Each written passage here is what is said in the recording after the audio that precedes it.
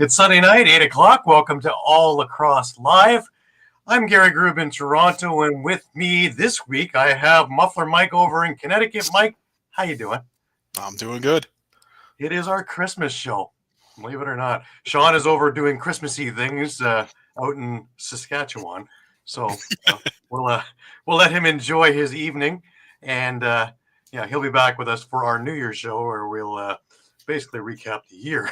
It's going to be an exciting time for all involved. But we've had some interesting stuff this week. We've got even though there was only 4 NLL games, we got a couple of games in the ALL. We have a couple of things off field that were kind of interesting that we don't have total stories for, but we're piecing it together as we move along here. But just before we get rolling, just a reminder to everybody that all of our shows are streamed live across Facebook, Instagram Live, Twitter, YouTube, and also Twitch. And you can catch everything there at all times. Remember to hit the subscribe, follow, and like buttons. Always share. Please enjoy some of our affiliates on the Streampunk Entertainment Network. Pat Bernard Show, The Attacking Third, Steel Steps, soccer and football pre- and post-game shows, as well as CFL shows. And if you missed a show, no worries. You can grab all the shows on YouTube at either Streampunk Sports, Streampunk Lacrosse, or All Lacrosse all the time if you're looking for our stuff. And our entire library is there. And also interviews, retro games, fights, all kinds of stuff over there. More coming all the time. Remember, you can stay up to date on all things and all sports by visiting streampunkentertainment.com with a great articles from our huge staff of contributors. Well, before we get going, I want to introduce a new sponsor onto our show. And please, let's give a warm welcome to 60. More than just a number. 60 is Canada's newest and most exciting sports uniform and teamwear brand, delivering top quality uniforms and teamwear that reflects the spirit and identity of each team. Their commitment to innovation and excellence sets them apart, ensuring that every customer experiences the perfect blend of style and functionality. Unleash your greatness with 60. If you're looking to check them out at Instagram at sweet_60. Or if you want to get a hold of them, please get a hold of Jim at info.sweet60@gmail.com. I've looked at a lot of these things there, man. It's some great quality stuff. He's looking to get in. He's already in with the soccer, hockey, baseball, football, looking to get into the lacrosse world from U6 on outward. So please give him a look. Give the Instagram thing a look. Check out their website at Wixsite, and you'll be, really, really in good hands with Jim. All right. Reminder: it's the Christmas season. One of our dear friends, Tommy Beckett, again, he has been the equipment manager for the Brampton Excelsiors, for the Gales, for the Albany Firewolves, and for many, many other organizations over the years, including Owen Sound and a number of other affiliates. Tommy Beckett is battling stage 4 brain cancer. He assures us he is going to kick its butt, and he is going to be back with the teams in 2026. But if you have an opportunity to reach out to Tommy, please do. He's very receptive. He gets back almost immediately. And he has been all over social media and keeping up to date and track of everything. So please, all your messages and all your cards and all your well wishes is going directly to him, and he is loving it. And that is the greatest medicine around, is love and care. And in this time of the year, everything helps. So please keep Tommy in your thoughts. We have got Caden is sitting there with us. Now look at him. The best show ever is right. Thank you, sir. Thank you, sir. Caden is doing a little bit of recovering himself, so we will see him in the Wolves' Den next week. It's a good thing Albany wasn't playing this week, so he could get a bit of rest. He had a rough week last week. He's just experiencing a little bit of my rough year so far. He did. A little high blood pressure, you'd say? Yes, a little bit of high blood pressure. He made Pat real. And speaking of Pat, he'll be here with the Wings Nest probably in the next 10 minutes or so. And we'll talk about all the good things that are going on in Philadelphia. And there's a ton of good things going on over there. Now, we had alluded to a little incident that happened over in Colorado, and the league issued a statement.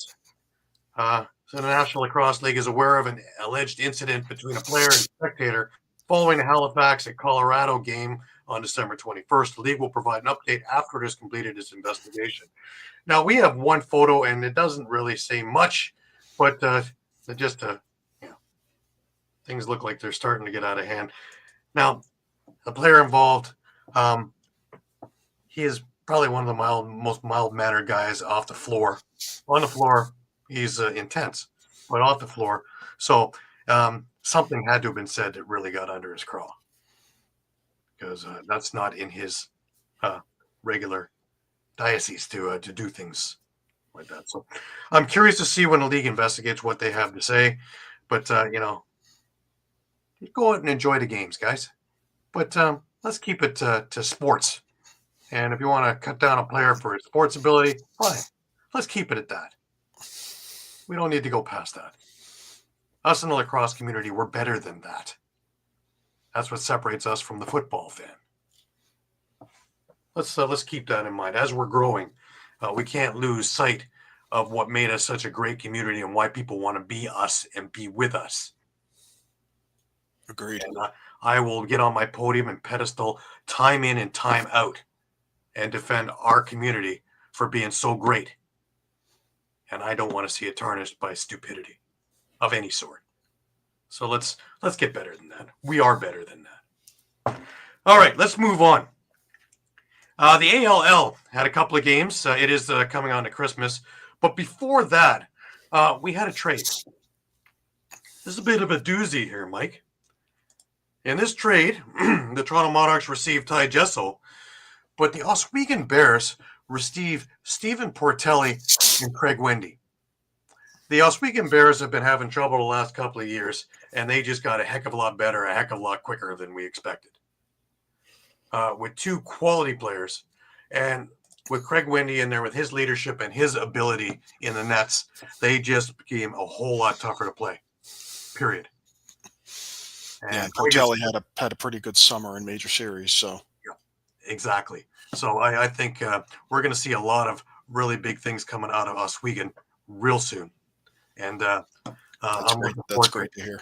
And Craig is excited to go over there, and as he said, he's going to go play in front of the kids again, which is fantastic. So, awesome. Yeah, I'm looking forward to that. It's going to be a whole lot of fun. All right, we had a couple of games this weekend. Only two games on the docket, but they were two doozies. Let me tell you. The first one was Oshawa went into Brampton on Friday night, and in this particular game, Brampton came away with a 12-10 victory. However, this Oshawa team, even though they're 0-2, they're probably the best 0-2 team I've ever seen. You gave this game another 5 minutes, they could have very well been ahead. In fact, they scored their 11th goal. It looked like a buzzer beater, but they disallowed it. So, in essence, it was 12-11. Luke Laskovitz came back for the first time this season. He answered with 4 goals for Oshawa. Welcome back, Luke. Known Luke's family for a lot of years. You know, a funny story, Mike. I used to adjudicate music festivals with his uncle, Eugene, for about 20, 25 years. So I know the family fairly well. So it's great to have Luke back with Oshawa, and he made an immediate impact in there. But Brampton got out to a 2-0 lead, and it looked like that Brampton was going to run away quickly with this thing. But Oshawa came back, scoring 3 unanswered goals to take the lead. Brampton came back with a pair to end that first quarter, 4-3 in favor of Brampton. Now, again, game of runs, right? Oshawa starts the second and takes control of the second, really. They had three goals, including a shorthanded and a power play goal, as well as an even strength goal. Might as well run the gamut, right? 5-4 Oshawa. They 6-4 Oshawa, sorry. But Brampton comes back with a shorty themselves. Then a regular strength goal, and we're at 6-6. Coming into the third quarter. Oshawa gets a goal. They go ahead to 7-6. Then Brampton puts it to the metal. They score 3 unanswered goals to take a 9-7 lead. Jacob Janke is the one who really is the catalyst of this, because coming up just after that, Oshawa gets one back, but Brampton comes back with another couple. So Janke and McNabb were the catalysts in this one. Oshawa makes a final push. Gareth Hay had a pair of goals in the final couple of minutes, separated by a McNabb goal for Brampton. But that's where time ran out on him, and it was 12-10 Brampton. Now, interestingly enough, also, the goaltender for Brampton in this game, Mike, Devlin Shanahan. And, Devlin Shanahan was fairly busy in this game. I believe he faced something in the neighborhood of 58 shots, if I just pulling that up now. Yes, 58 shots, 48 saves. Pretty good day at the office, I would say. Yep. And another extremely good goalie, and that's for Oshawa, was Ryan Szutkowski. And he had 47 shots on net, making 35 saves. Also a good day at the office, and these were difficult saves. Your 3 stars in this game were Devlin Shanahan as the first star. Ryan Szutkowski as the second star. Imagine that. And Curtis Ward from the Express with 3 goals and 4 assists as your third star. Heck of a game to start the weekend. These teams are more and more into the parity thing every week. And as more NLL guys are coming to get their reps in, you're going to see this just elevate. Which brings me to the next game. This was Peterborough heading into Six Nations at the ILA to face the Paris River Wolves. Now, Peterborough looked great in week 1. And Paris took a tough loss in week 2. Now, again, what were we expecting in a nice tight-knit game? Well, that's right. Peterborough came away with a 12-11 victory, scoring the winning goal with just 3 minutes left in the game. Carson Moyer off a Brian Rice feed. But this game was nip and tuck all day long. Back and forth and back. At one point, it looked like Peterborough was actually going to run away with this. Paris is going to run away with this thing. They were up by 3, and then Peterborough fought their way back and came back. It was 11-11, just start of the fourth quarter, and then the goalies took over. And, wow. Nothing went in until that final goal with 3 minutes to go. Jackson Hayner, 47 saves in the game for Peterborough, and just was outstanding. For Paris, you had Caleb Liver-Pereira, and he had 43 shots against, making 31 saves on the day. The big ones here, Cam Milligan, 2 goals, 7 assists in this game for Peterborough. And Pereira, he was the third star for Paris. So, heck of a game. Just, if you have an opportunity to get out to any of these ALL games, I really suggest you do. It is fantastic lacrosse, inexpensive, $10 a ticket. I believe youth are in for free. Over 65 is in for free. But wow, just some great games with up-and-coming NLL stars. So the guys you're going to pay bigger money to watch in a year or two, you're watching for $10 now. Definitely a deal and a half. Upcoming next week, you got a few games going on. You have Toronto into Brampton on Friday. You have Oshawa against Paris Saturday at the ILA. On Sunday, you're going to have the Whitby Steelhawks against the newly looked Oswego Bears. And you're also going to have the Peterborough Timbermen against the Six Nations Snipers. So a full docket of games next week before New Year's. Again, if you have an opportunity to get in there for these games, by all means, please do.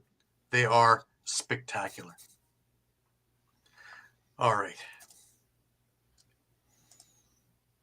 Eduardo's with us. Look at that. Welcome, Eduardo. And we have Lee Grace from Australia. Lee, welcome. Thank you so much for being here. Thanks for tuning in. I know it's Monday morning over there, so hopefully you're having your morning coffee with us. Yeah. Breakfast with the boys over in Australia. Well, I'm going to bring in probably the happiest guy on the planet. In fact, this lit up our skyline over here in Canada, believe it or not.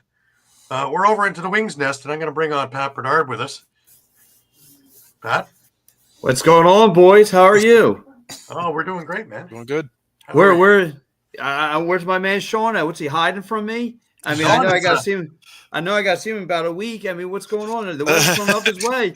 He's prepping. Shawn is doing some feasting, a little bit of he's going to have a bit of a Christmas bowl this evening. Well, good. I hope he enjoys his Christmas, but after that, it's all business, and the Wings will be marching that way. No, but speaking of before we get into the Wings thing, I just want to bring up this little ditty over here. Yeah. Well, Mike is still over 500, y'all. Mike is getting real nice at 12-9. Shawn and I and Caden all went 4-0 this week. Pat, Mike went 3-1. Oh boy! Oh. I'm still in the basement. It's horrible. You had a rough couple of weeks there. But at least you picked Philadelphia this week. Yeah, that's a first. Last week you didn't pick them, and they bit you on that one. Yeah. I've done not so bad, man. I've been 10-1 over the last 2 weeks, and well, we know what that one. That was the Albany collapse. Sorry, Caden. Oh man. Well, listen. Pardon from that one, I think. Well, listen. We had whether it's here in the cold, whether it's out in the Sin City, the Philadelphia Wings handled business this past weekend, and I'm excited. I mean, this is the first time I got to see the Wings put up in past 2 games in this home and home series, put up 34 goals. Yes, 34 goals, and they've only given up 19 goals. And the man to do it all is the player of the game, Joe Terrence. He's been a playmaker, and again, just hitting spin moves, just having a great vision on the floor. Just in the last 2 games, 7 goals, 17 assists. 17 assists. I mean, he's been quite the facilitator. He can score goals. He's got great vision on the floor, a leader on the floor. We all know the connection between him and Mitch Jones is really, really solid. And Sam McClare getting some, come up with some productivity. Sam McClare putting up some goals. We all know Brandon O'Neill has looked really, really smooth out there, hitting spin moves on players. I mean, and the whole thing is getting creative in the offensive zone, creating space, and the Desert Dogs just have a tough time. Like the Philadelphia Wings are just everything the Desert Dogs are throwing on defense. The Wings are just capitalizing on. Yeah, absolutely. Now you were mentioning about the 34 goals, Pat. I'll be right back. One quick second. What Pat's talking about with the 34 goals, here's the key on this one. In the last 2 games, it's the highest consecutive game goal total in franchise history. Now, this is going through 3 different versions of the Wings. That's in some pretty good company. And have this one as the record is amazing. And now, remember, they tied the franchise record last week by having 19 goals in the 1 game. So the moves that Paul Day has made, I would certainly say that they're paying off big time. Big time. And, Damoud and net, he's looking more and more comfortable. The defense certainly is looking a whole lot better than it did last year. Hey, can you imagine if Higgins was there? Since he made the most saves in franchise history last year.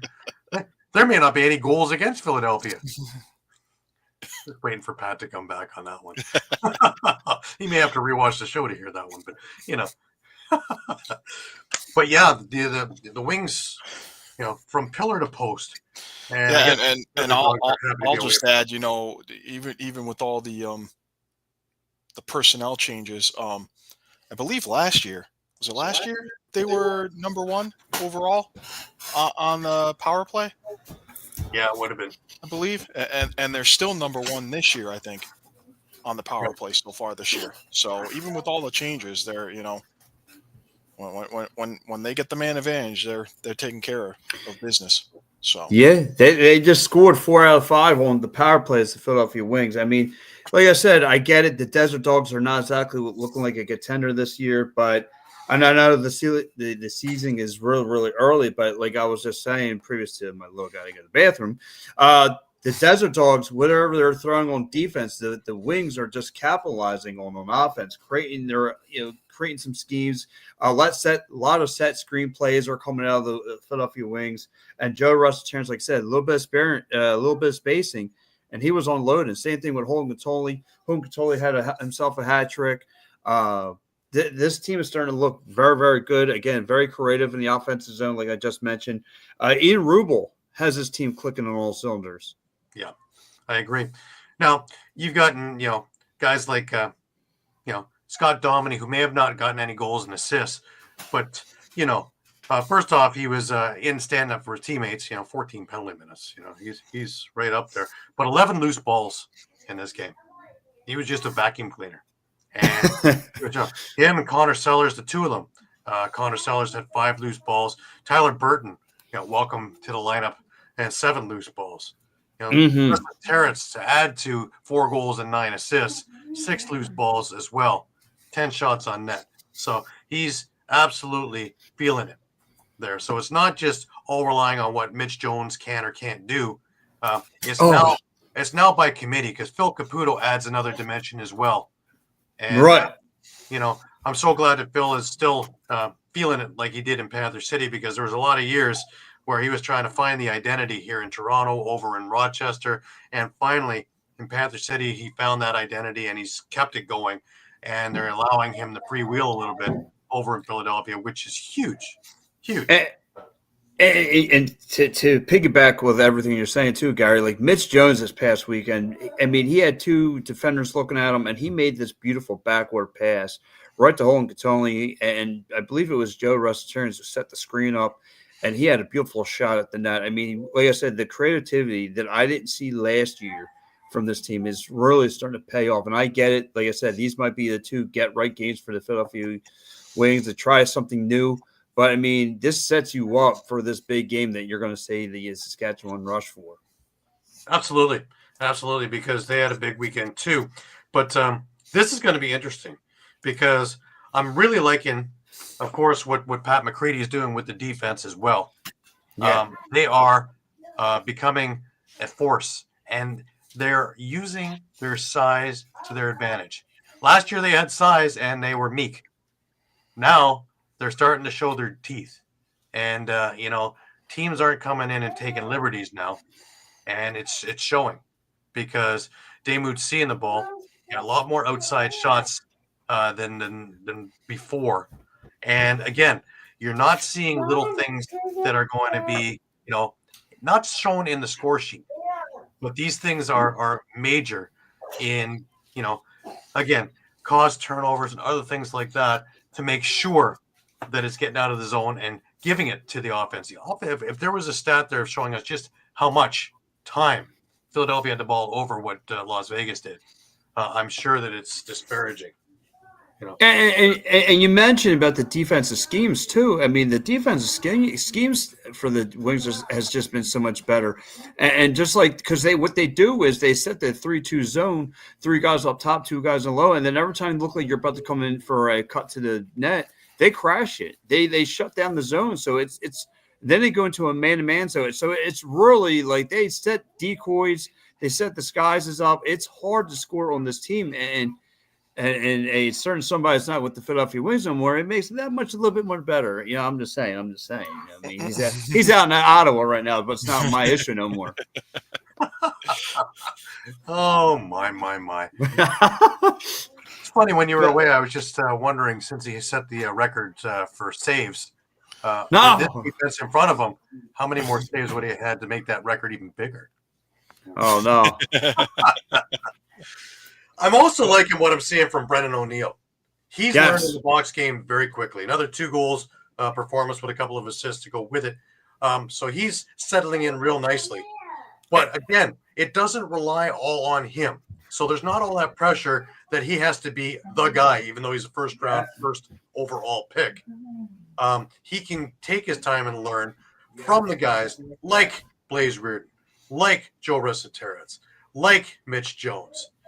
He can learn from all these guys and get the game down pat. And if he does happen to make a mistake, which he will, there's enough guys there who are savvy enough to fill in and make up for it. So it doesn't have that pressure of, oh my God, everything falls on his shoulders, which is huge when you're learning.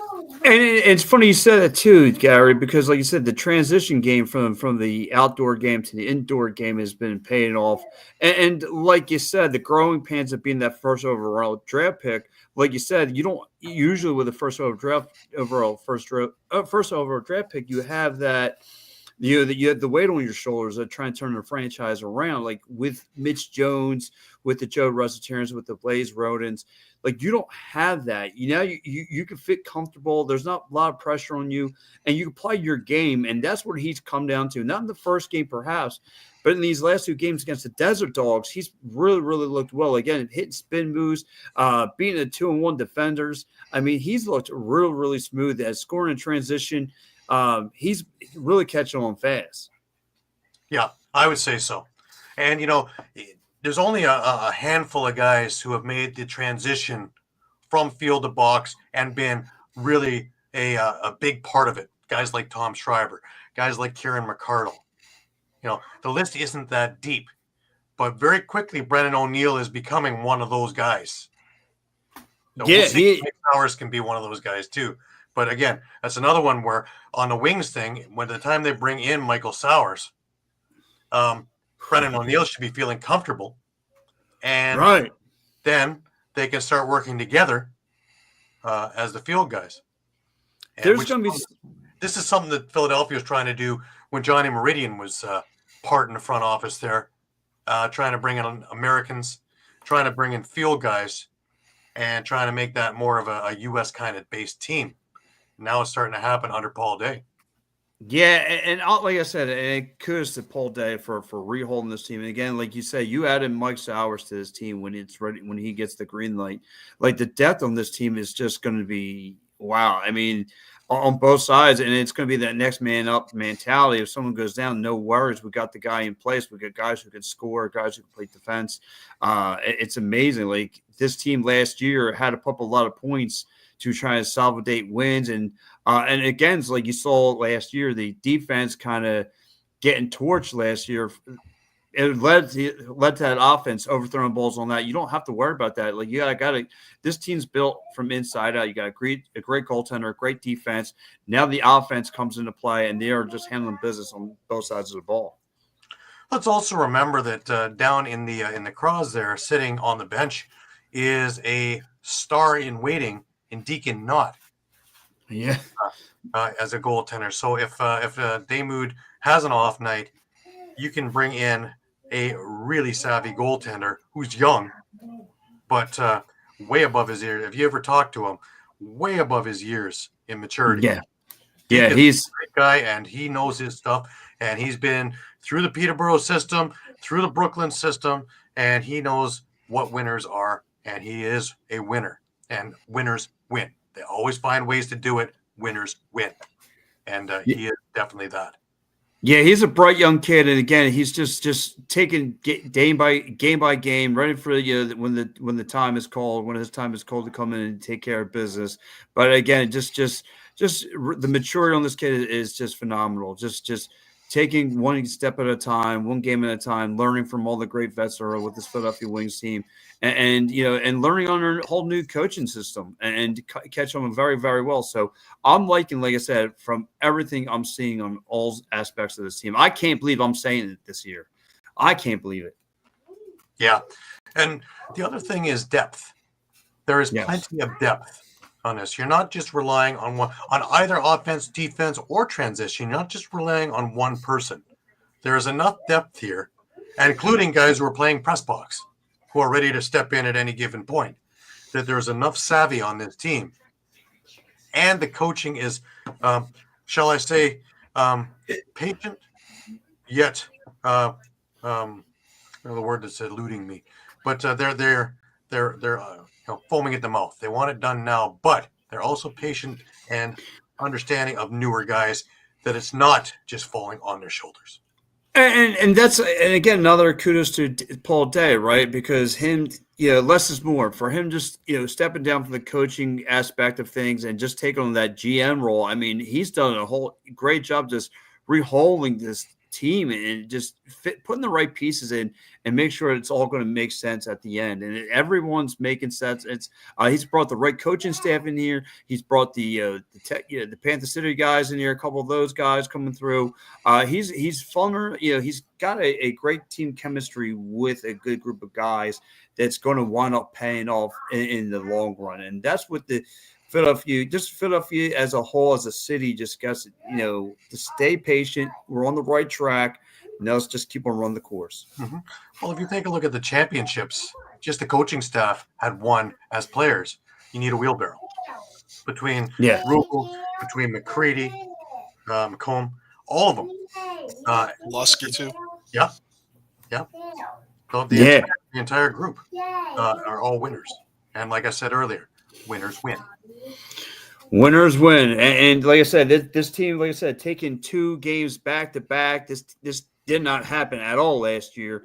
They did get a win out in Desert in Vegas last year, but again, now you're owning property, front row to the Desert Dogs. You own them now. So it's like I said, the Desert Dogs are a young team. They got a bunch of a couple young cats out there. But this is, like I said, huge steps. This is a get right game.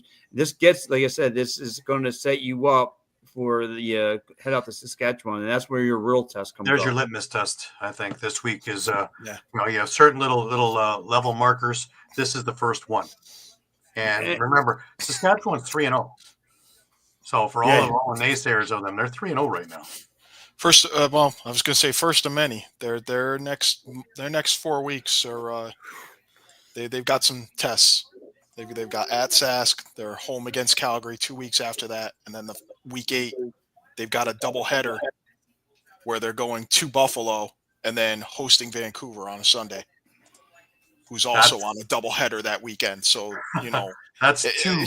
Yeah. So they're what, 2-1 right now? They're 2-1. 2-1. So yeah. But and, the one they lost. They go 3-1 over those next 4. That's solid. And the one loss they scored a ton. Fans should be very happy with how they're doing if they manage to go 3-1 over the next 4. Yeah. So I think they can do it. So. Yeah, like I said, it's going to be a good test for this team again, and just in time. At some point, Mike Sowers is going to get the green light to come through and face off against one of those top tier teams and get fed to the woods and see another guy, see how fast you can transition that outside game to the inside game, and see how good This is going to be some good tests coming up here. Agreed. Looking forward to it. Well, Pat, Merry Christmas. Merry Christmas, gentlemen. And Shawn, you can't hide from me forever. You can't hide from me forever.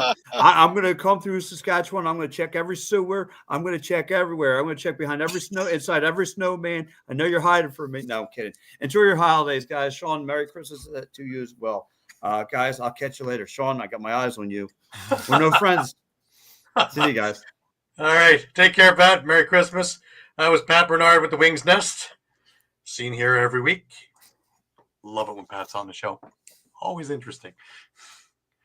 Well, yeah, and I was going to say they have an interesting group of teams that they play twice this year.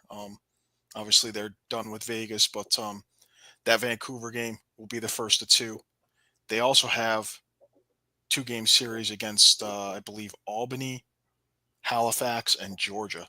So doesn't get any easier, does it? Yeah, a bit of a gauntlet. I mean, Halifax, by the time they see them, they could be in even worse shape than they are now.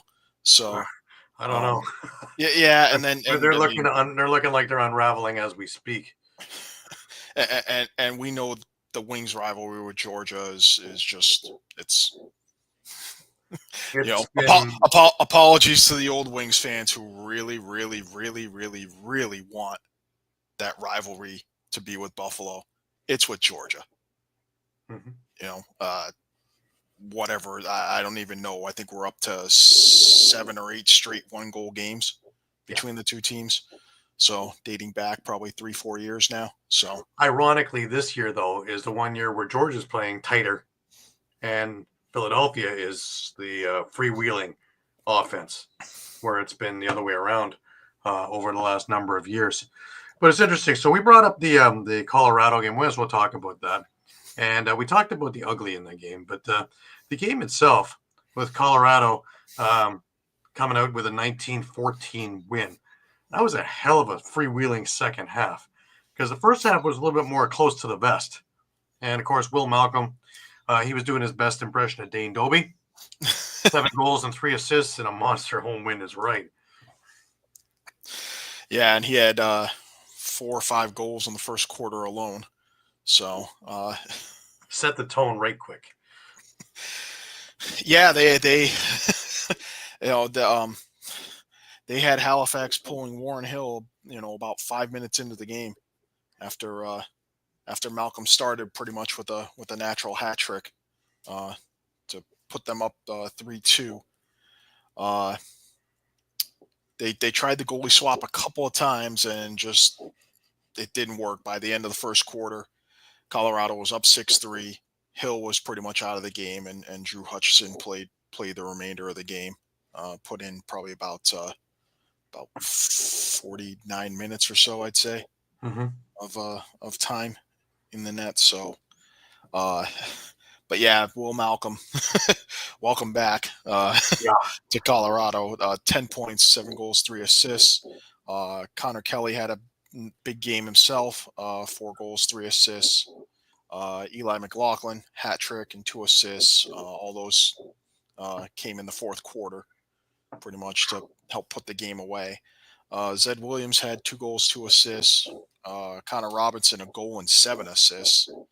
A ton of milestones. The biggest one I'll probably attribute to Dylan Ward, 40 saves on the night. He surpassed 6,000 career saves and 9,000 career minutes. So I'm pretty sure both of those put him at or near top 10 all time in NLL history. So, and just whatever was plaguing him last year or part of the year before, doesn't look to be doing that now. So right. he looks to be getting back toward his 2022 finals MVP level of play. Now, there's a number of good things to take a look at over on the Halifax side. Obviously, let's first start off with Randy Stotts with 9 assists. Talk about your playmaker. When he's not putting it in, he's still involved in everything. He's the Dane Smith of Halifax. Yeah. Simple. But, Dawson Theed was having a great night until it unraveled on him in the fourth. Imagine how many points. He had 7 points, and he spent 96% of the fourth quarter in the box in one form or another, with one misconduct or another. And could you imagine if he actually had a chance to play in that quarter, what this could have looked like? Because 3 goals, 4 heading into it. Yeah. It's but it's definitely costly, and unfortunately, it just seems to keep happening with the Thunderbirds, where they just frustration. Yeah, and they just cannot seem to stay disciplined when they need to the most. Right.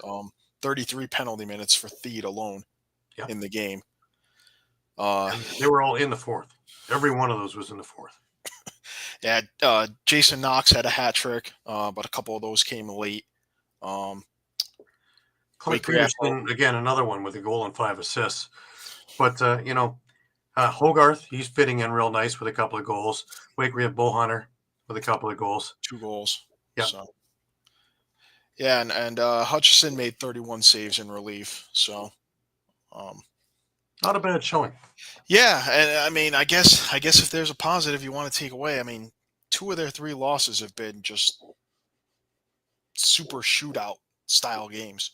Yeah. You know, losing 18-17, now 19-14. So, yeah, I guess you could take away, hey, you know, we have the capability to score enough goals to win.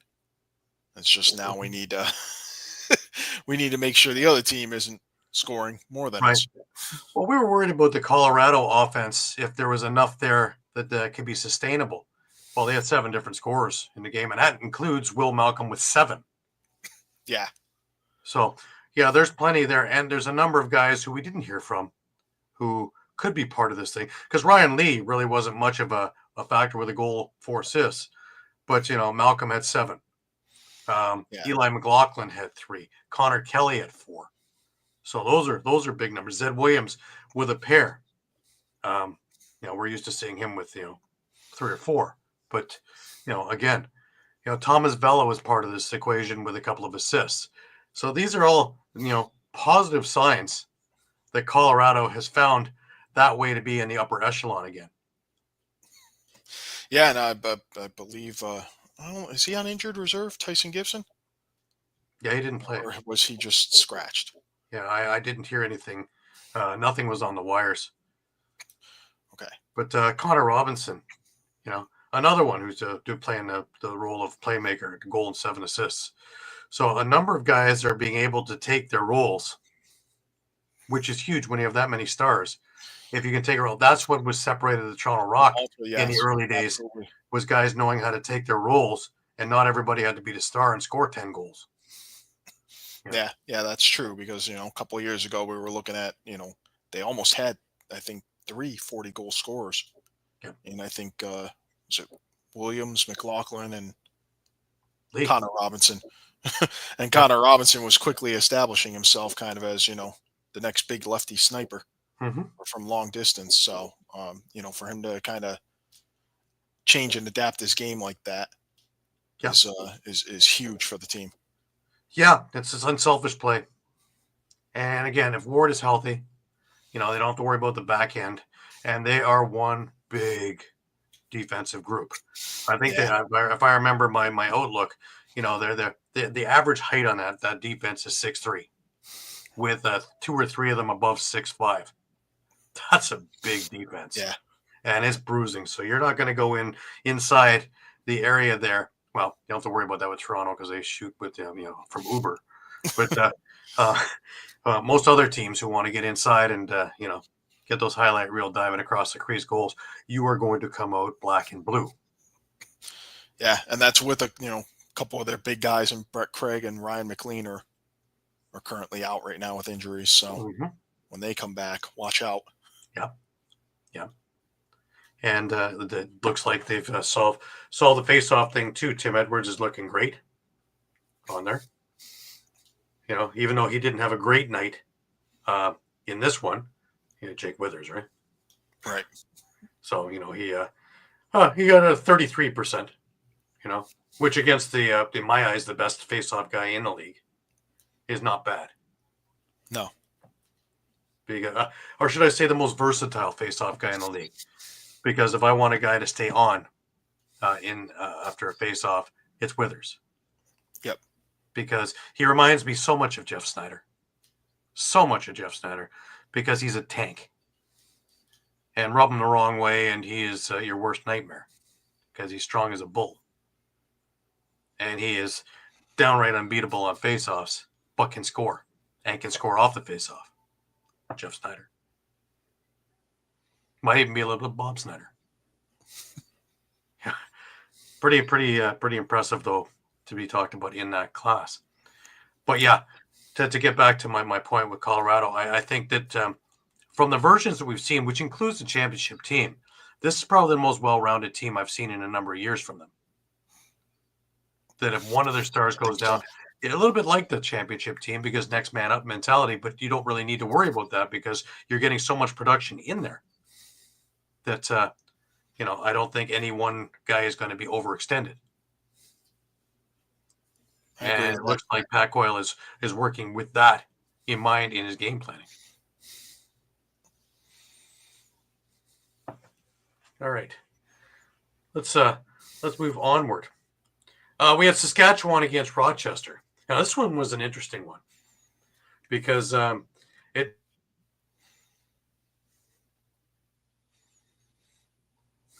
there were not a lot going on. Good goaltending all the way around.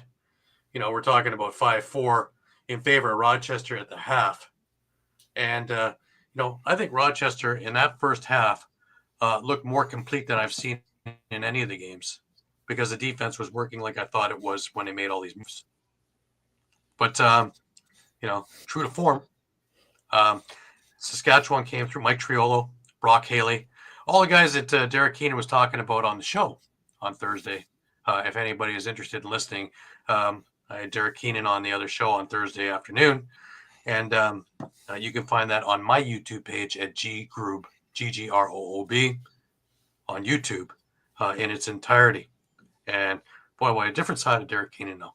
He's just an absolute terrific guy, and you know, chatted up about everything. You know, the old, the new, the bandits years, and of course, coming into Toronto as a player and then as a coach, and then moving onward, and all the other little stops along the way before Edmonton/Saskatchewan, and all the fun in there, and then talking about this year's team, and talking about chemistry, and talking about probably the most being close last year, and with a few more moves that they made this year to be even closer to that team that would have been around 2015, and the excitement of that rebuild and this rebuild. And with guys like Levi Anderson, having Zach Mans in there, having Brock Haley in there, Mike Triolo coming into his own. These are big scorers. And oh, looks like we lost Gary. I'll keep on rolling here. One of the big things I noticed was Saskatchewan going 25 for 30 on faceoffs. That was a huge happening for Saskatchewan. So again, one of the best draftings, I'd say, of the off season would be Jake Naso for Saskatchewan. Austin Shanks, 4 goals, 3 assists. Zach Mans had a hat trick, 3 assists. As Gary mentioned, Brock Haley, Mike Triolo both chipping in with a pair of goals. Josh Awada also made his debut for Saskatchewan with Robert Church on the IR after last week. He scored his first NLL goal, so also added 3 assists. Frank Chiliano, another solid game, 35 saves on the night. For Rochester, as Gary said, they looked a little better this time out, a little more well-rounded. Ryan Lanchberry, hat trick, 4 assists. Curtis Knight, back from holdout or injury list. He had a pair of goals and an assist. Connor Fields, a goal and 4 assists. Thomas McConvey had a pair of goals and an assist. Ryan Smith had a hat trick and an assist. So kind of spreading the wealth around there. And just want to add to Jake Naso's 25 for 30 face-off performance. He had 16 loose balls. So. Right. I'm back. But my computer's doing weird stuff, so I'm actually on my phone, believe it or not. So in a second, I'll be switching back again. But this is a brand new bit of thank you, Rogers. Thank you. You know, they own the Jays, so we're trying to get a second baseman. So you know, it looks like they're getting it at my expense.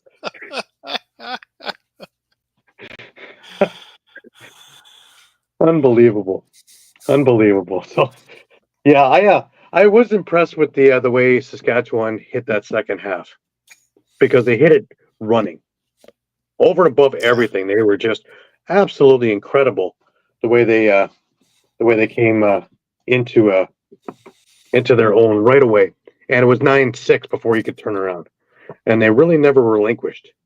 And there were some weird calls again, and my favorite of the bunch, and his crew. But I just they can't seem to get the review down pat. Something that they would think inconclusive, to me was clear. Something that would look clear was inconclusive. So I don't know. I don't know.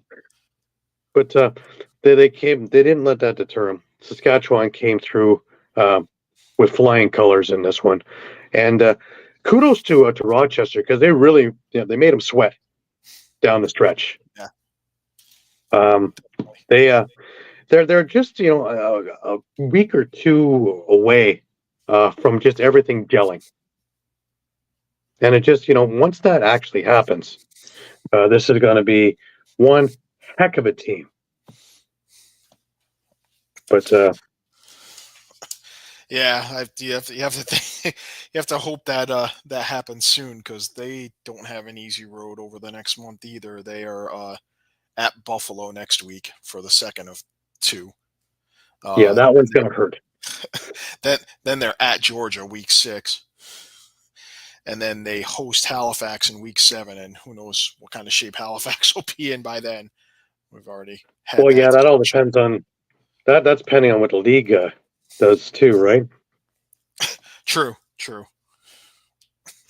And then they actually that Halifax is actually home and home over 2 weeks. So week 7 they play in Rochester, week 8 they play in Halifax. So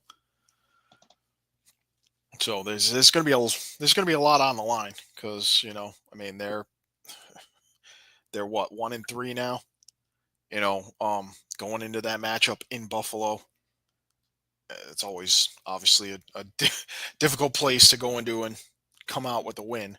So if you want to say they're going to be 1-4, then they're heading down to Georgia, who's undefeated. So. Yep.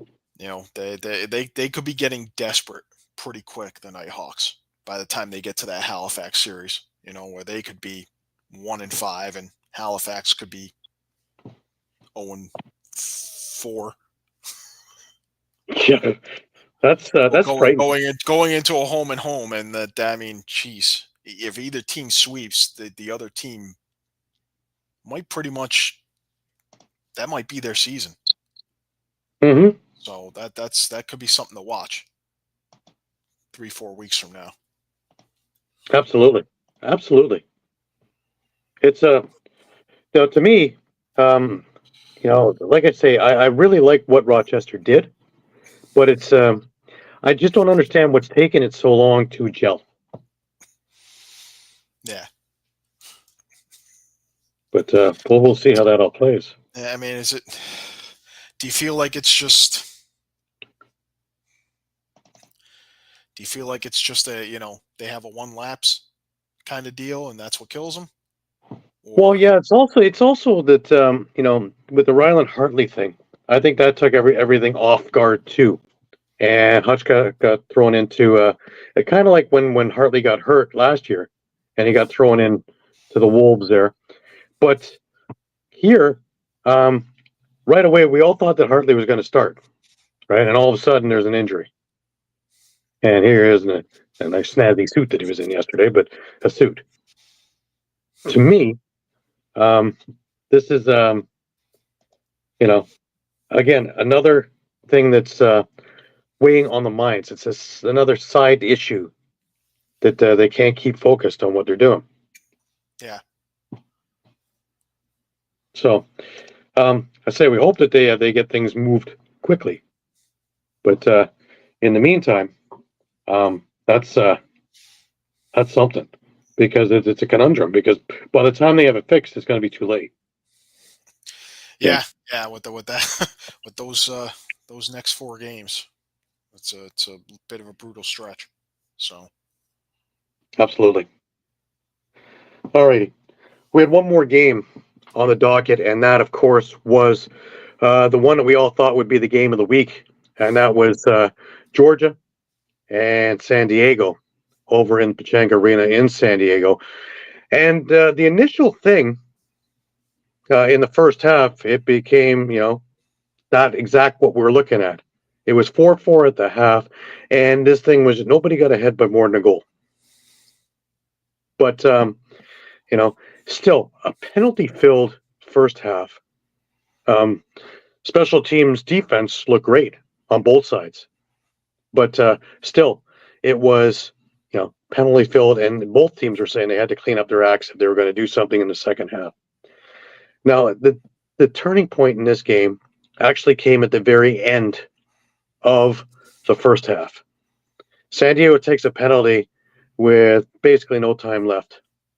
And that was the catalyst for the second half in the third quarter, because Georgia comes out in the third quarter, scores the power play goal immediately.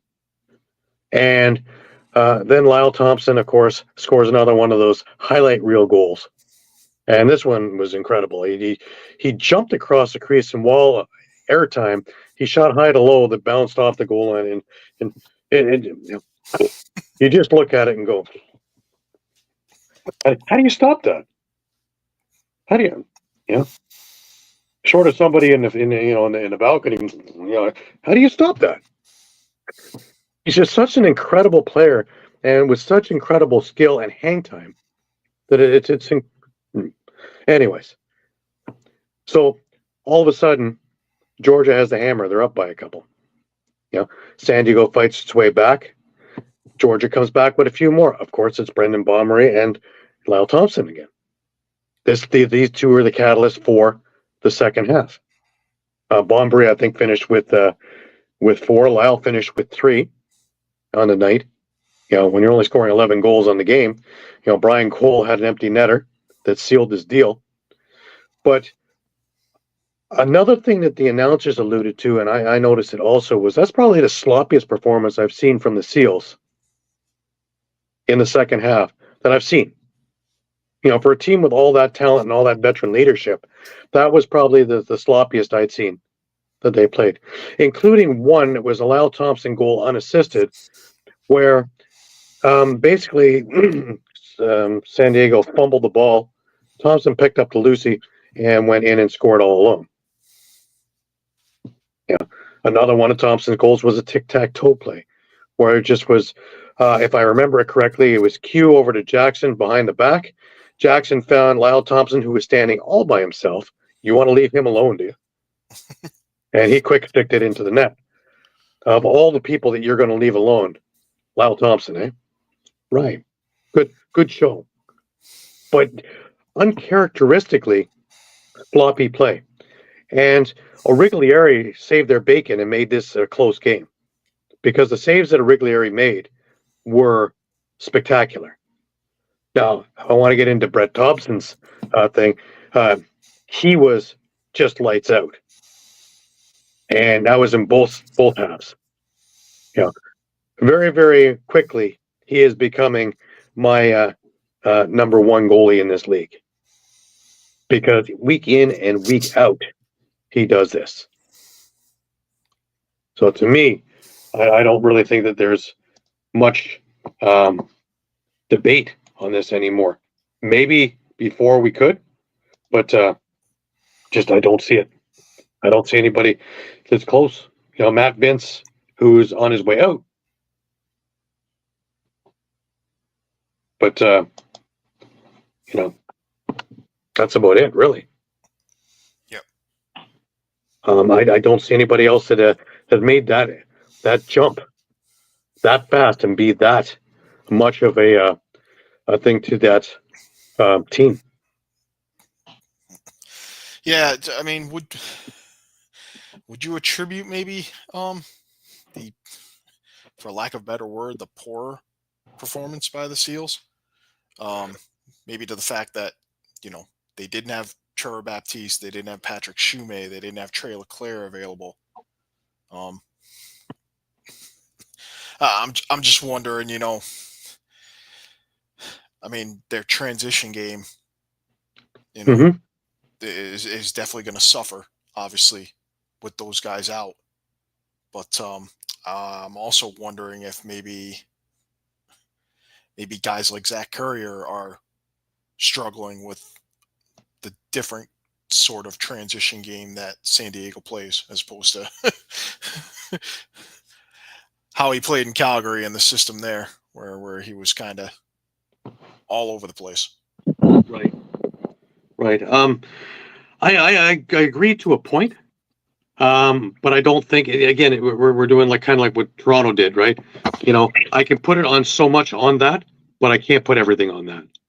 I think that at this stage, a lot of it has to do with Dobson himself, because a lot of those were quality shots. You know, and Banesh, he had a great game.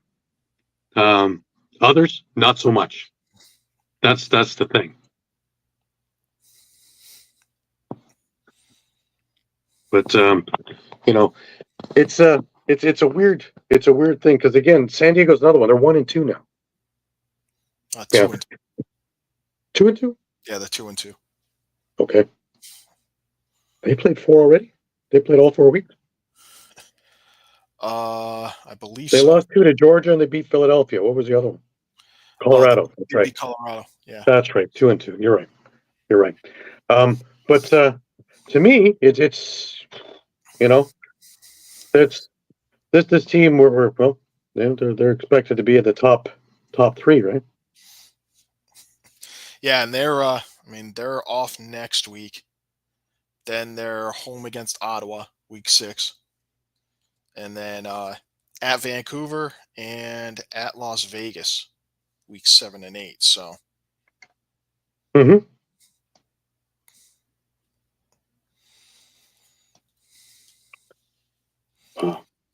This is again another conundrum of what exactly is ailing them, because uncharacteristically sloppy. That's the thing that kind of sticks to me. You know, it's one thing that, you know, you win some, you lose some, yeah. And one of them was an overtime game to Georgia. This game was anything could have happened either way. But all of a sudden, you're looking at things, and it was, wow. You know, the sloppiness of play. That's a whole other animal to examine. Yeah. Especially defensively. Yeah, and again, maybe the answer is just, getting right with the injuries. Yeah. Just, having Baptiste back, to win faceoffs, get the offense going, get them more possessions, and having Shumay and Leclerc available in transition. Mm-hmm. Right. Well, upcoming, I don't have it in front of me because, again, for some reason, everything went crashing in here. The upcoming games, I know Philadelphia and Saskatchewan is a huge game coming up this next week. We don't have a full schedule, but Toronto and Ottawa on a Saturday night will also be. This is a must-win now for Toronto, because they cannot go 0-4. It is. It's getting to that point. I mean, I keep saying I think that cutoff is 5. I think if you get to past 0-5, forget it.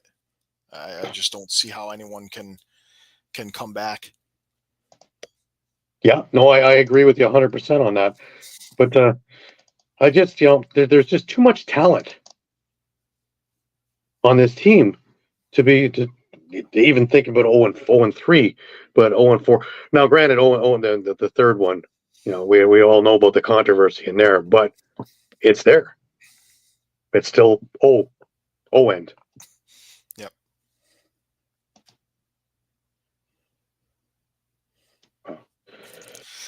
Yeah, and I mean the same can be said for this this week 5 game Halifax has. They're going to be home, but they're against Albany, and Right.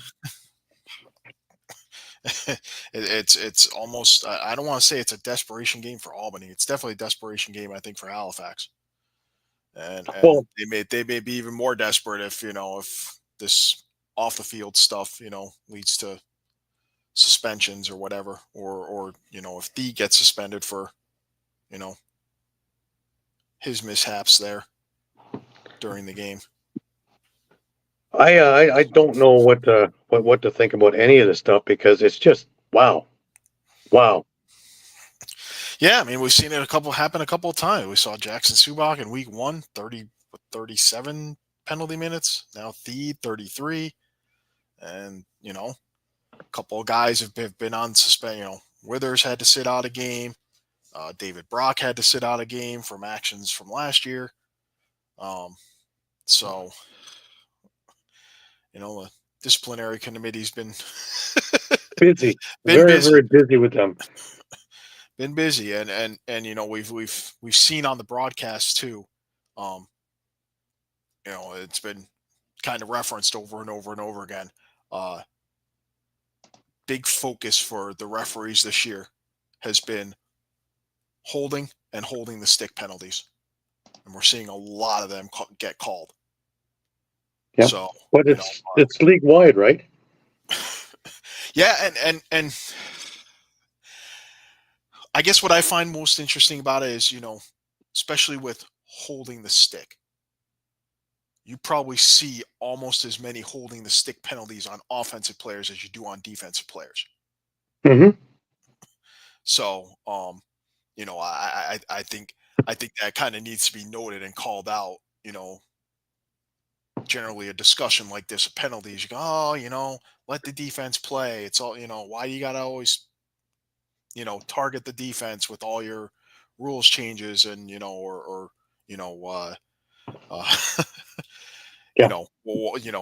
focus for referees.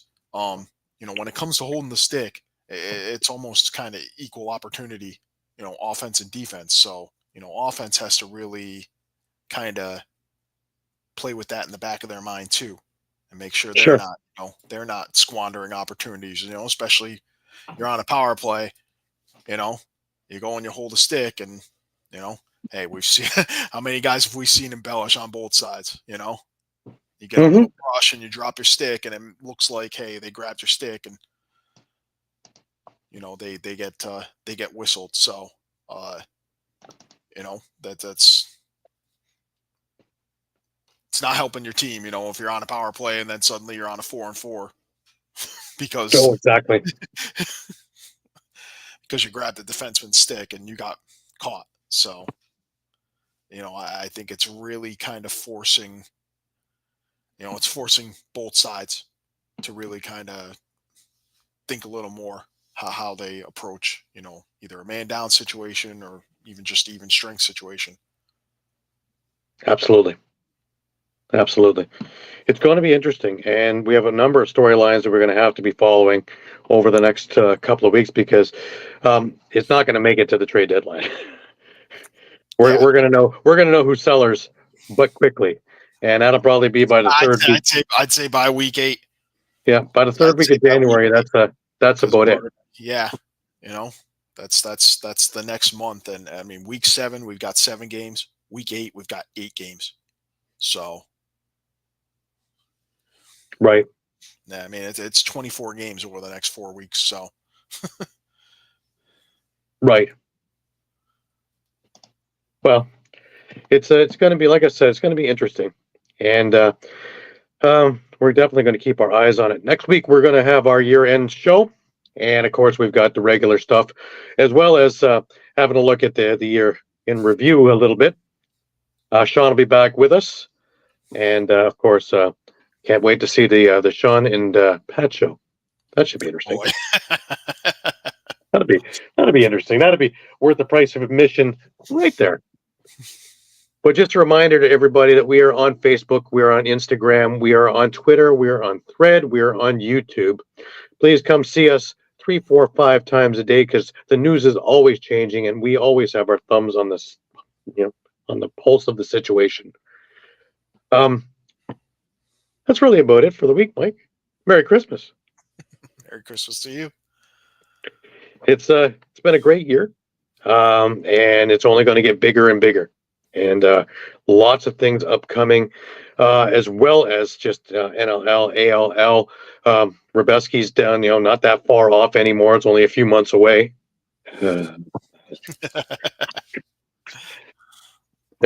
let alone before you know it, we're going to be talking about summer ball. We're going to be talking about PLL. We have the PLL tournament that's only, about 5 weeks away now, as well as WLL and their first kick at it as well, which is going to be huge. Yes. So looking forward to seeing how that all plays out as well. We're into last words. Mike, last words. Just looking forward to next week, and it's really it's going to be kind of crunch for a few teams. Halifax, Toronto, Rochester are really I hate to say week 5 that make it seem so dire, but yeah, there's so much talent, and with Panther City folding, each team really did get stronger. These games are more difficult, and just you can't afford to fall too far behind, even with one less team to leapfrog to get into the playoffs. Well, that's the big thing too, and it wasn't just a nobody team that went 1-17. You're talking about a playoff echelon team that probably was going to move its way even further up along the way. That's the thing, and that got dispersed amongst the league. So yeah. Well, I was going to say, let's not. I think one more win for them. It came down to the last week for them. Yeah. What if I hate to toot my own horn here, but that loss to Vegas early in the season last year. Yeah. Where they let them tie it up at the last second on a little squeaker, and Vegas won it in overtime. Right. That loss alone probably prevented them from being a top 4 seed. So they would have been hosting a playoff game. They wouldn't have had to travel to San Diego, where I think they were 1-5 in their 3 years against San Diego. So they would have been hosting, and yeah, for all we know, they could have been hosting Buffalo in like a 3-6 matchup. Right. So with that kind of player, how about that? How about that to change the landscape of the playoffs last year? Yeah. And I might add, undefeated all time against Buffalo, Panther City. A whole 1-0. I just want to. There you go. 1-0. Oh well, my for a very interesting playoff game, because it would have been in Panther City again. So yeah. And Buffalo doesn't travel. Only some travel all the way to Panther City. So it wouldn't be like a Rochester game where it's 2/3 of Bandit fans. So interesting. Would have been interesting. But that's when we wish upon a star thing now. So anyways. It's I'll stop short of saying it's crunch time, but it's getting to be about crunch time for Halifax, for Toronto, for Rochester. So right, me personally, it's curious to see how Toronto reacts and what they do since they had the bye week, and what they're scheming and what they're planning, because they've already faced Ottawa once. So let's see exactly what's about to happen, and how they're going to go about this and scheme it and plan it, and there's no excuses on this one now. Because a loss is it's not only just still winless, but it's also you lost a 2-game series to a team that a lot of folks are projecting to make the playoffs this year. Yeah. So. And if you make it 0-4, you'll be one of the ones they're projecting not to. So it's going to take an act of God. Unlike before, because people brought up, the Calgarys and people brought up the Georges, but that was still in divisions. So you only had a couple of teams that leapfrog. Like I mentioned about a week or two ago, now when you have to leapfrog 6 teams to try and make it into the playoffs, that is daunting, if not impossible. Yeah. Especially if you're Owen. And you're gripping the sticks that much tighter. All that chemistry kind of starts going south after a number of losses. Happens to the best of them. So their greatest remedy is to win. So let's see exactly what's going to happen there. Yeah, and we'll have to. I mean, again, we're saying one less team and one less team to leapfrog, but you have to wonder too whether that one less team means that 8 and 10 won't cut it. Right. Or maybe 8 and 10 will cut it for more than one team on the flip side. So, true. Or we have to start getting to MIT for the math to see who makes it in. Yeah, it's definitely going to be interesting to see. So it's going to start looking like WLA before you know it. Or you have to go down to number 6 in the equations there to make it work. We almost did last year, so. And as far as we know, none of that's changed, right? Right. The tiebreakers and all are the same as they were last year. Right. Well, we'll see. And that's going to do it for this week. Shawn, I hope you're enjoying your Christmas bowl. Enjoy your party. He'll be back with us next week. And of course, Mike and I will be here as well. For Muffler Mike over in Connecticut, I'm Gary Groob in Toronto on yet another different device to make sure. Thank you, Rogers. I love them. They're so great. The only thing that works right away is my payments. That goes. But anyways, we will figure it all out. And until next week, Merry Christmas to everybody. Remember, keep your sticks high, keep your spirits higher. And until we meet each other next week at 8 p.m. for our New Year's Eve fish show, since it won't quite be New Year's Eve. But take it easy, and we will see you next week. Let's get out with a little bit of Christmassy stuff. We wish you a Merry Christmas and a Happy New Year. Good tidings to you wherever you are. Good tidings.